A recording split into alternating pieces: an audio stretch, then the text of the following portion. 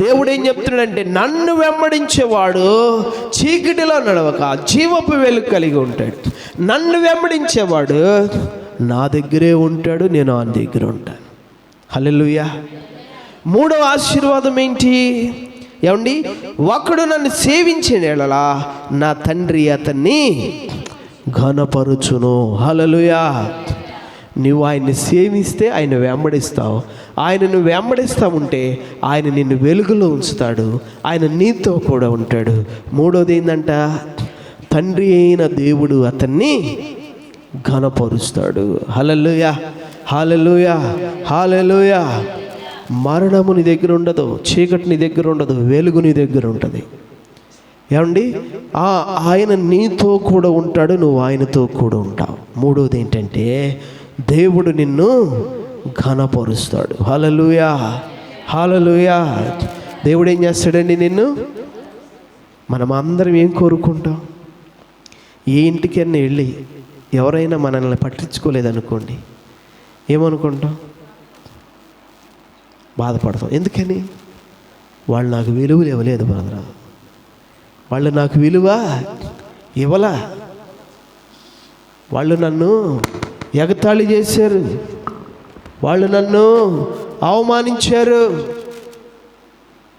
ప్రతి మనిషికి ఏం కావాలి? ప్రతి మనిషి ఎదుటి వాని దగ్గర ఏం కోరుకుంటాడు? విలువను, ఘనతనే కోరుకుంటాడు. అవునా కదా? మన దగ్గర ఉన్న దానిలోనే మనం కోరుకుంటామండి. హల్లెలూయా. మన దగ్గర ఉన్న దానిలోనే మనము అన్ని కోట్లు ఉంటే ఉండనీగాక, నీకు డబ్బు ఉంటే ఉండనీగాక, నువ్వు రాజు అయితే అవనీగాక, అందుకని నువ్వు నన్ను ఇచ్చేస్తావా అని పోట్లాడరా? హల్లెలూయా, పోట్లాడతారు. ప్రతి ఒక్క వ్యక్తికి కూడా విలువ కావాలి, ఘనత కావాలి. ఘనత కోరుకునే వాళ్ళు ఎవరు ఉండరు. పిల్లరా, మంచి ఉద్యోగాలు కోరుకునేది ఎందుకు? ఘనత కోసమే కదా. మంచి చదువులు ఎందుకు? ఘనత కోసమే కదా. మంచి గృహాలు ఎందుకు? ఘనత కోసమే కదా. మంచి కార్లు, బిల్డింగ్లు ఇవన్నీ సంపాదించుకునేది ఎందుకు? దేనికోసమమ్మా? ఘనత కోసమే కదా. ప్రియమైన దేవుని బిడ్డలారా, మరి మనిషికి ఈ రోజు నా ఘనత దొరుకుతుందా అంటే గమనించు ప్రియా దేవుని బిడ్డలారా, ఘనత బలములు ఆయన సన్నిధాన వర్తములు. హల్లెలూయా, హల్లెలూయా. మనుషులు నిన్ను ఘనపరిస్తే నీకు శ్రమ అన్నాడు. మనుషులు నిన్ను ఘనపరిస్తే, అదే దేవుడు నిన్ను ఘనపరిస్తే. హల్లెలూయా. దేవుడు నిన్ను ఘనపరిస్తే, గమనించండి, దేవుడు నిన్ను ఘనపరిస్తే ఎవడో నిన్ను కింద పడేయలేడు. హల్లెలూయా. ఎవడు నిన్ను కింద పడేయలేడు. దేవుడు నిన్ను ఘనపరిస్తే ఎవడు నిన్ను కింద పడేయలేడు. ఆయన నిన్ను ఘనపరిచేవాడుగా ఉంటాడు. ప్రియా దేవుని బిడ్డలారా, నీ చుట్టుపక్కల 100 మంది నిన్ను పడదోసే వాళ్ళు ఉంటారే కానీ ఘనపరిచే వాళ్ళు ఎవరు ఉండరు. అవునా కాదా? ఏమండి, దానియేలు చుట్టూతో ఎవరున్నారు? మొర్దెకై చుట్టూతో ఎవరున్నారు? యోసేపు చుట్టూతో సొంత అన్నదమ్ములే ఉన్నారు. అవునా కదా? యోసేపు చుట్టూతో ఎవరున్నారండి? సొంత అన్నదమ్ములే ఉన్నారు. అరే, కలలు కానివాడు వస్తున్నాడు, రానిరా. కలలు కానివాడు వస్తున్నాడు, వాడిని రానిరా. ఈడంట మనల్ని ఏళ్తాడంట, ఈయన తీసుకెళ్ళి ఏడేద్దాం, గోతులో పడేద్దాం. దేవుని దర్శనం ఎలాగుంది? దేవుని దర్శనం ఎలాగుందండి? ఆలోచించు. దేవుని దర్శనం ఎలాగుంది? అన్నల పనులన్నీ కూడా ఈయనకి మొక్కేలాగా ఉన్నాయి. ఆకాశంలో నక్షత్రాలు, సూర్యచంద్రులు అందరూ కూడా ఈయనకి మొక్కేలాగుండి దేవుని దర్శనం. మరి అన్నల ఆలోచనలు ఎలా ఉన్నాయి?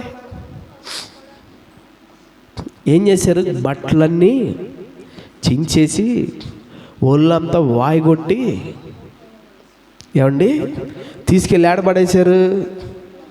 గోతిలో పడేశారు. గోతి అంటే పాడుపడ్డ బాయి. వాళ్ళు గొర్రెల కాపరులు. అక్కడక్కడ బావిలు దవ్వుకుంటూ ఉంటారు, ఎడారులు. కొన్నిట్లో నీళ్లు ఉంటాయి, కొన్నిట్లో నీళ్ళు ఉండవు. కొన్నిట్లో కొంత జలబడింది, కొన్నిట్లో పడదు. అలాగే ఎండిపోయిన గోతులు ఉంటాయి కదండి, ఆ గోతులో తీసి పడేసారండి. దేవుని దర్శనమేమో ఉన్నతంగా ఉంటే అన్నదమ్ముల ఆలోచనలేమో పాతాళానికి వెళ్ళి రివర్స్. నిన్ను ఘనపరిచేది దేవుడే, మనుషులు నిన్ను ఘనపరచలేరు. సొంత అన్నదమ్ముల అక్క చెల్లెలు కూడా ఘనపరచలేరు. ఒకడు బాగుపడుతుంటే ఇంకొకడికి ఈర్ష్య వస్తుంది, మస్త్రం వస్తుంది, కుళ్ళు వస్తుంది. ఎవడు నిన్ను ఘనపరచలేడు. ఒకవేళ నిన్ను ఘనపరిచిన నీ దగ్గర ఏదన్నా అవసరం ఉంటేనే,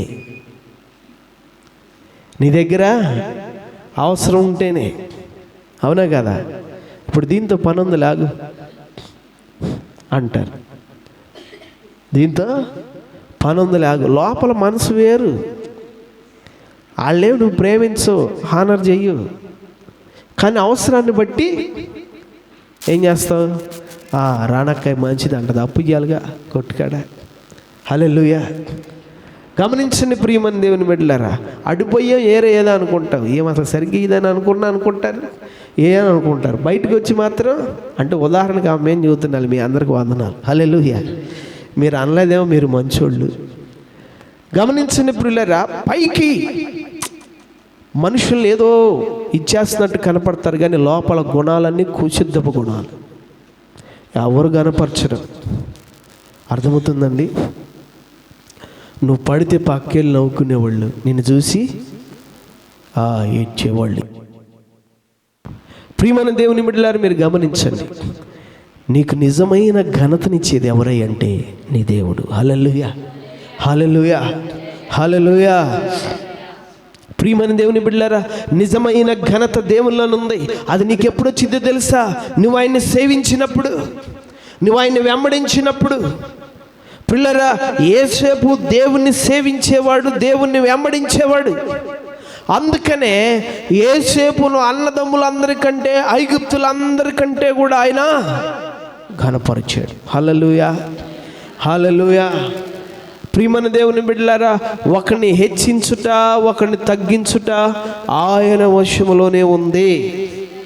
అర్థమవుతుందండి? ఒకరిని హెచ్చించుట, ఒకరిని తగ్గించుట ఎవరి వశంలో ఉంది?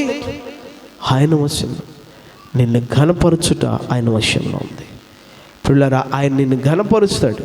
నేను ఘనపరచటం అంటే పిల్లరా, నిన్ను ఆశీర్వాదకరమైన ఉన్నత స్థితిలో ఆయన నిన్ను ఉంచటం. హల్లెలూయా. ఎక్కడ ఉంచటం అండి? ఆశీర్వాదకరమైన ఉన్నత స్థితిలో, ఒక మంచి స్థానంలో, నీకు ఒక మంచి ఉద్యోగం ఇవ్వటమా, ఏమండి, మంచి విలువనివ్వటమా, మంచి స్థితిలో. పిల్లరా, మీరు గమనించండి, దేవుడు ఆశీర్వదించిన బిడ్డలు ఎలాగుంటారంటే కూలి పని చేసుకునే వాళ్ళైనా శుభ్రంగా బ్రతుకుతారు. అర్థమవుతుందా? కూలి పని చేసుకునే వాళ్ళైనా సరే వాళ్ళకి ఏది తక్కువ కాకుండా బ్రతుకుతారు. ఒకరి దగ్గరికి వెళ్ళి చేయి చాపకుండానే, ఒకరి దగ్గరికి వెళ్ళి మాటలు పడకుండానే, ఒకరి దగ్గరికి వెళ్ళి తల దించుకోకుండానే దేవుడు వారిని గౌరవంగా బ్రతికిస్తాడు. హల్లెలూయా. అర్థమవుతుందండి? ఒకరి దగ్గరికి వెళ్ళి తల దించుకునే పరిస్థితి లేకుండానే గౌరవంగా బ్రతికిస్తాడు వాళ్ళని. కాబట్టి పిల్లరా, నీకు రావాల్సిన ఘనత అది దేవుల్లో ఉన్నది. అది నీకు ఎప్పుడు వస్తుందంటే నువ్వు ఆయన వెంబడించినప్పుడు. హల్లెలూయా. యేసేపు వేరే దేన్ని వెంబడించాల, దేవుణ్ణే వెంబడించాడు. హల్లెలూయా, హల్లెలూయా. నా ప్రియ దేవుని బిడ్డలారా, ఈరోజు వాక్యం వింటున్నాను, నీవు జాగ్రత్తగా ఆలకించండి. దేవుని వెంబడిస్తున్నావా? నీవు లోకాన్ని వెంబడిస్తున్నావా? ఆలోచించి, లోకాశలు వెంబడిస్తున్నావా? దేవుని వెంబడిస్తున్నావా? ఆలోచన చేసి ఈ రోజున పిల్లరా, దేవుణ్ణి వెంబడించే వ్యక్తివైతే నువ్వు చీకటిలో కాక జీవపు వెలుగులో ఉంటావు. నీవు ఆయనతో కూడా ఉంటావు. అప్పుడు ఆయన నిన్ను ఘనపరిచేవాడుగా ఉంటాడు. ఆయన వెంబడించే వారికి దొరికే ఫలమది. దేవుడు ఆ భాగ్యాన్ని వారికి ఇస్తాడు. నువ్వు ఆయన్ని వెంబడించకుండా ఇవన్నీ కోరుకుంటున్నావు, అదే పెద్ద పప్పులో కాలేసామంటారు చూసావా, అదే అక్కడ. నువ్వు దేవుణ్ణి వెంబడించకుండా ఇవన్నీ కోరుకుంటే పిల్లరా, అది సాధ్యపడేది కాదు. నువ్వు కమ్మిని బిమ్మిని మాయా మంత్రాలు ఎన్ని చేసినా అది వల్ల పడదు, సాధ్యపడదు. ఎందుకంటే దేవుణ్ణి ఎవడు వెక్కిరించలేడు కాబట్టి. హల్లెలూయా. ఎందుకనమ్మా? ఆ దేవుణ్ణి ఎవడు వెక్కిరించలేడు. ఆయన సర్వాధికారి, ఆయన సర్వశక్తిమంతుడు. ఆయన చేయి దాటిన పరిస్థితి అంటూ ఏది లేదు. ఎక్కడ కూడా ఆయన చేయి దాటిన పరిస్థితి లేనే లేదు. పాతాళమైనను సరే ఆయన వశంలోనే ఉన్నది. అర్థమైందా? సాతాను వాడి దోతలు వాడి అనుచరులైన ఆయన వశంలోనే ఉన్నారు. మీది ఆకాశం, కింది భూమి, భూమి గర్భంలో ఉన్నవైనను సముద్ర గర్భంలో ఉన్నవైనను ఏవైనను ఆయన చేయి దాటిపోయింది ఏది లేదు. ఎక్కడైనాను ఆయన చేతిలోనే ఉన్నది, ఆయన అధికారం కిందే ఉన్నది. సమస్తము ఆయన మాటకు లోబడి నడుస్తున్నాయి, అంతే. హల్లెలూయా, హల్లెలూయా.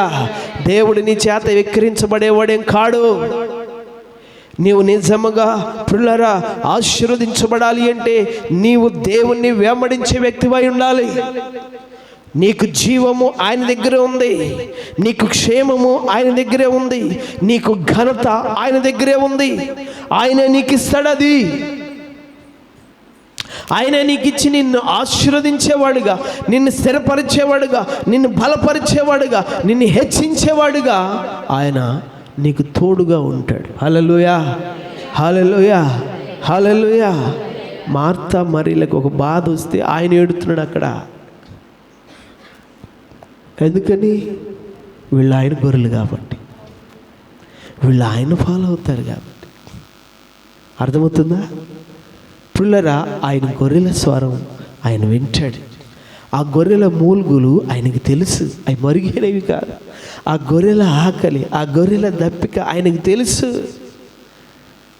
ఆయన అరణ్యంలోనైనా పుట్టిస్తాడు, కొండల్లోనైనా పుట్టిస్తాడు, శూన్యంలోనైనా పుట్టిస్తాడు, సముద్రంలోనైనా పుట్టిస్తాడు. ఆయన పుట్టించలేనిది ఏది లేదు, ఆయన చేయి దాటిన పరిస్థితి ఏది లేదు. పేతురు ఒకరోజు పన్ను కట్టాల్సి వస్తే దేవుడు అడిగాడు. కట్టాలంటే కట్టాలి. ఏడ తెచ్చి కట్టాలి? ఎల్లు చేపను పట్టుకోపో. పేతురికి చేత అయినా వైద్యం ఏదైనా ఉందంటే విద్య, చేపలు పడతాం. చేప పట్టుకో. చేప పట్టాడు. చేప నోట్లో వచ్చింది నీకు కావలసిన షెకేలు. అరషెకేలు పన్ను కట్టాలంటే షెకేలు ఇచ్చి నీది నాది ఇద్దరిది కట్టమన్నాడు దేవుడు. హల్లెలూయా. అంటే ఆ నదిలో ఒక చేప ఉంది, ఆ చేప నోట్లో మరి అది ఎప్పుడు మింగిందో అది కూడా ఈయన వశంలోనే ఉంది. హల్లెలూయా. అది కూడా అందుకే ఆయన అంటాడు, నా చిత్తం ఆయన ఆజ్ఞ లేకుండా మీ వెంట్రుకు కూడా రా. మీ వెంట్రుకు కూడా మీరు జుట్టు ఊడిపోద్దని తెగ బాధపడిపోతూ ఉంటారుగా. ఎన్నో రంగులు బొంగులు ఎన్నో పోతున్నారుగా. ఏమండి? ఆ జుట్టు ఊడిపోయేది కూడా ఆయనకి తెలుసు. హల్లెలూయా. మీ తల వెంట్రుకల్లో కూడా ఆయన లెక్కించబడి ఉన్నాయి. బాగా జుట్టు పెరగాలంటే అయ్యి మానేసి దేవుని వెంబడించడం చేయండి. హల్లెలూయా. అప్పుడు అవి కూడా రాకుండా బాగా కాపాడతాడు. హల్లెలూయా. చేస్తారా? ఎందుకు చేయరు? ఏదైనా చేస్తారు జుట్టు కోసం. హల్లెలూయా, హల్లెలూయా. గమనించండి ప్రియమైన దేవుని బిడ్డలారా. ఏమండి? ఈ వాక్యం వింటున్న మీరు ఆలోచన, దేవుని యొక్క స్వాధీనంలోనే సమస్తం ఉన్నవి. ఆయన చేయి దాటిపోయింది అంటూ ఏది లేదు. ఆయన అధికారం కింద ఉంది. నీవు ఆయన్ని వెంబడించేవంటే సర్వ సమృద్ధి, కృపాక్షేమములు, ఘనత, బలములు ఆయన నీకు ఇస్తాడు. హల్లెలూయా. ఆయన నీకు ఇస్తాడు, అవి నీకు దొరుకుతాయి. కాబట్టి ఇప్పుడులేరా నువ్వు ఆయన వెంబడించాలి. హల్లెలూయా, హల్లెలూయా. నువ్వు వెంబడించాలంటే ఏం చేయాలి? ఎలా వెంబడించాలి? ఏమండి? ఎలా వెంబడించాలి? ఏమండి? ఎవరైనా ఆయన వెంబడించాలంటే లోకస్వార్త 14:27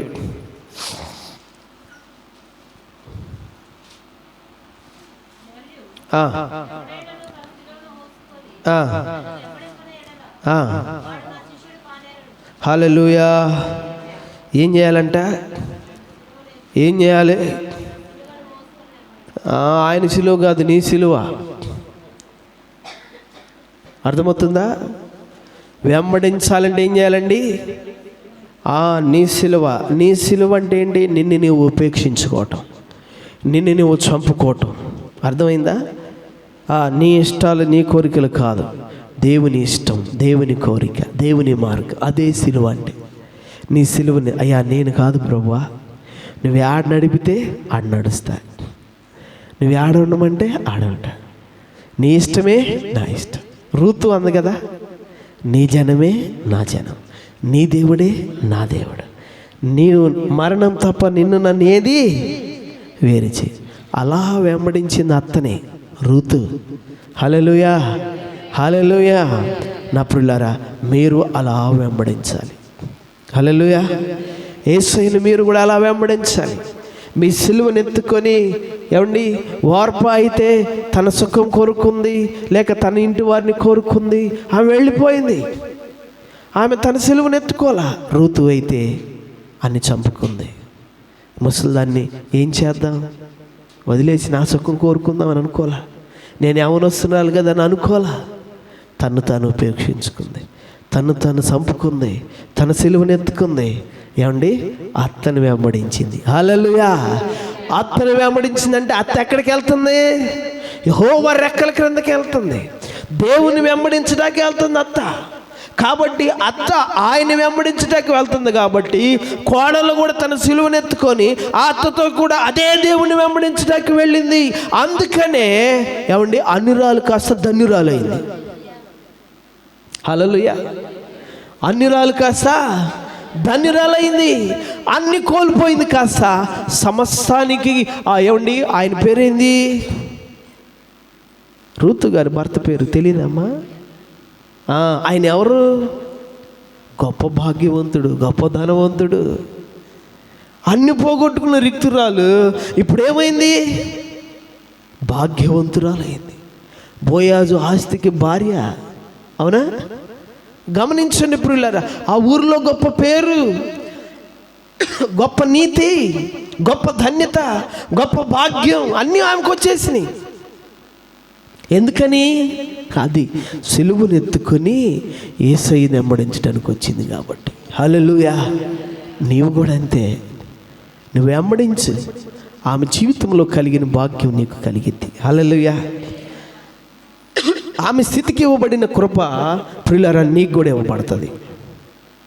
హల్లెలూయా. ఇంకా గమనించండి ప్రియమైన దేవుని బిడ్డలారా, 17వ అధ్యాయం 23వ వచనం.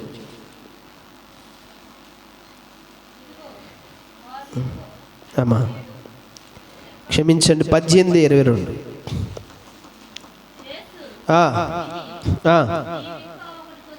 నీకు ఇంకా ఒకటి కొదువుగా ఉన్నది. చదువు. నీకు కలిగినవన్నీ అమ్మి బీదలకిమ్ము. హల్లెలూయా, హల్లెలూయా. ఒక యవనస్తుడితో దేవుడు అంటున్నాడు, బాబు నువ్వు నన్ను వెంబడింపాలంటే నీకు కలిగినవన్నీ విడిచిపెట్టిరా, నీకు కలిగినవన్నీ విడిచిపెట్టిరా. ధనపిచ్చుంది మనోడికి, ధనపిచ్చుంది, ధనాన్ని వదిలిపెట్టలేకపోయాడు. మరి డబ్బే మూలంగా అంతా. డబ్బు ఉంటే ఏదైనా అంటారు కదా, కానీ డబ్బు కాదు, దేవుడు ఉంటేనే ఏదైనా. హల్లెలూయా, హల్లెలూయా. దేవుడు ఆరోగ్యాన్ని ఆయుష్ని ఇచ్చాడు అనుకోండి, అప్పుడు డబ్బు ఉంటే ఏదైనా అవుతుంది. కరోనా వచ్చింది, డబ్బుని ఏమైనా చేసిందా? షుగర్ వచ్చింది, ఏమన్నా తింటావు నువ్వు? గ్యాస్ వచ్చింది, ఏమన్నా తింటావు నువ్వు? డబ్బు ఉంది, బంగారం ఉంది, తింటావా? తినవు. అర్థమైందా? ఏదైనా చర్మ వ్యాధి వచ్చింది నీకు, పత్యం చేయకుండా ఏమైనా తింటావా? దేవుడు ఇకపోతే డబ్బు ఉన్నా ఏమి లేదు మాపు, దేవుడితేనే. హల్లెలూయా, హల్లెలూయా, హల్లెలూయా. క్రీస్తునందు ప్రియమైన దేవుని బిడ్డలారా, ఈ వాక్యం వింటున్న మీరు ఆలోచన చేయండి. డబ్బుని వెంబడిస్తున్నాడు బాబు, నువ్వు వదిలిపెట్టేవాడిని, నన్ను వెంబడించన్నాడు. ప్రియులారా 18:28 చూడండి.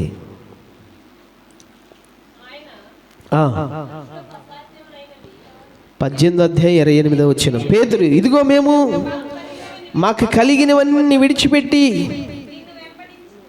వెంబడించింది మనగా ఆయన దేవుని రాజ్యం నిమిత్తం ఇంటినైనను భార్యనైనను అన్నదమ్ములైన తల్లిదండ్రులను పిల్లలని విడిచిపెట్టిన వాడెవడను ఇహమందు చాలా రెట్లు పరమందు నిత్యజీవం పొందకపోవడని నిశ్చయముగా మీతో చెప్పుచున్నాను. హల్లెలూయా.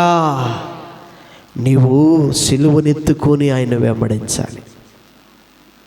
అర్థమవుతుందండి? సమస్తాన్ని వదులుకొని ఆయన వెంబడించాలి. ఎలా వెంబడించాలంటే నిన్ను ఉపేక్షించుకోవాలి, రెండోది నీ కలిగినవన్నీ వదులుకోవాలి. అర్థమవుతుందా? నువ్వు అలాగా ఆయన వెంబడిస్తే ప్రియులారా, అప్పుడు దేవుడు నీకేమిస్తాడంట? ఏమిస్తాడండి? ఇహమందు చాలా రెట్లను పరమందు నిత్య జీవమును పొందకపోడని నిశ్చయముగా మీతో. ఇహమందు చాలా రెట్లును,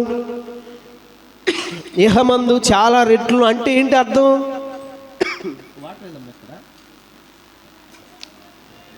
ప్రియులారా, ఇహమందు చాలా రెట్లు అంటే ఏంటి? నువ్వు ఏదైతే విడిచిపెట్టుకున్నావో, ఏదైతే వదులుకున్నావో దానికి మించిన చాలా రెట్లు ఇహమందును పొందుకుంటావు. దానితో పాటు పరలోకములో నిత్య జీవాన్ని కూడా నీవు పొందుకుంటావు. హల్లెలూయా. నువ్వేది ఇక్కడ విడిచిపెడతావో దానికి రెట్టింపు నీకు ఆయన ఇస్తాడు. దానితో పాటు పరలోకంలో నిత్య జీవాన్ని కూడా ఇస్తాడు. హల్లెలూయా. నేనెందుకు విడిచిపెట్టాలని నువ్వు అనుకుంటావేమో. అబ్రహామును విడిచిపెట్టమంటే విడిచిపెట్టాడే లేదా? ఏమండి? ఏబు వదులుకోమంటే అన్నీ పోగొట్టుకున్నా కానీ దాని భక్తిని మాత్రం వదిలిపెట్టాడా? ఏమండి? దేవుని వెంబడించటం మానలే ఆయన. అందుకనే పుల్లరా, వాళ్ళు క్రీస్తు కొరకు ఏదైనా వదిలిపెట్టుకున్నారు. కానీ మనము ఏం వదలం? ఏమైనా.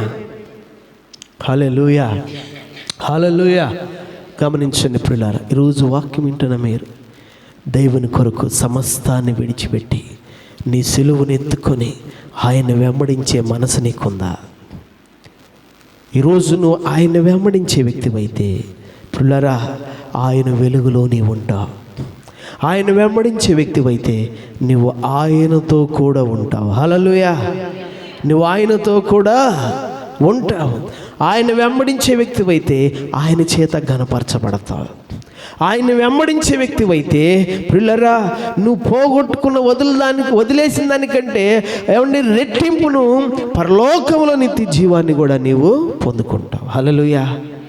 నేను ఆయన వెంబడించనని మూతి ముడుచుకొని పోయావు అనుకో, ఇవన్నీ పోగొట్టుకుంటావు. హల్లెలూయా, హల్లెలూయా. దేవుడు నిన్ను పిలిచిన పిలుపుకు నువ్వు లోబడి ఆయన వెంబడించాలి. సేవకుడిగా నిన్ను పిలిస్తే లోబడి వెంబడించు. విశ్వాసిగా నిన్ను పిలిస్తే లోబడి వెంబడించు. నువ్వు పిలువబడిన పిలుపులోనే ఆయన వెంబడించాలి. నువ్వు పరిచారకుడిగా పిలువబడితే పిలుపును లోబడి పరిచర్యకు నువ్వు రావాలి. పరిచారకుడిగా ఉండాలి. మందిరంలో కనిపెట్టుకొని మందిరంలో సేవలో పరిచారకుడిగా నీవు ఉండాలి. హల్లెలూయా, హల్లెలూయా. స్వార్థికుడిగా నువ్వు పిలువబడితే ఆ పిలుపుకు నువ్వు లోబడి ఆయన వెంబడించాలి. నువ్వు ఏ స్థానంలో పిలువబడుతున్నావో, దేవుడు నిన్ను ఎక్కడ పిలుస్తున్నాడో దాని కొరకు సమస్తాన్ని విడిచిపెట్టి నువ్వు ఆయన అనుసరించే వ్యక్తివైతే పిల్లరా, దేవుని వెలుగులో నీవు ఉంటావు, దేవునితో నీవు ఉంటావు, దేవుని చేత ఘనపరచబడతావు, దేవుని చేత రెట్టింపులు పొందుకుంటూ పరలోకములో నిత్య జీవాన్ని కూడా కలిగి ఉంటావు. హల్లెలూయా, హల్లెలూయా.